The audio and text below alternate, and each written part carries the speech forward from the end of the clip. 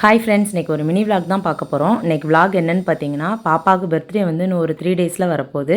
அதுக்காக அவளுக்கு ட்ரெஸ் எடுக்க தான் கிளம்பிக்கிட்டு இருக்கோம். பசங்க குழந்தையா இருக்கும்போது நம்ம என்ன ட்ரெஸ் எடுத்து கொடுத்தாலும் உடுத்துட்டு நம்ம கூட கேக் வெட்டி, ஏதோ அவங்களுக்கு பர்த்டே அப்படின்னா நம்ம பர்த்டே மாதிரி நம்ம ஓவராக பந்தா காமிச்சிட்டு கூட சேர்ந்து நம்ம செலிப்ரேட் பண்ணிகிட்டு இருப்போம். ஆனால் பசங்களுக்கு இப்போ விவரம் தெரிய ஆரம்பிச்சது தான், இந்த ட்ரெஸ் வேணும், இந்த பொருள் வேணும், அந்த மாதிரி ஒன்று ஒன்றா கேட்டுக்கிட்டே இருக்காங்க. ஆனால் எல்லாமே நம்ம வாங்கி கொடுக்க முடியாதுல்ல. அவங்க சொல்கிறதுல எது தேவையோ அதை தான் பர்த்டே கிஃப்டாக கொடுக்கணும் அப்படின்ட்டு யோசிச்சு வச்சுருக்கோம். பசங்களுக்கு வந்து இன்னும் 3 டேஸில் ஸ்கூல் வேறு ஓப்பன் ஆக போகுது. அதுக்குள்ளே நம்ம ஃப்ரீயாக இருக்க டைமில் போய் ட்ரெஸ் எடுத்துகிட்டு வந்துடலாம் அப்படின்ட்டு தான் போயிட்டோம். அவங்க அப்பாட்ட சொன்னேன், எப்படியாவது டைம் ஒதுக்கிட்டு வாங்க, நம்ம போய் எடுத்துகிட்டு வந்துடலாம் அப்படின்ட்டு.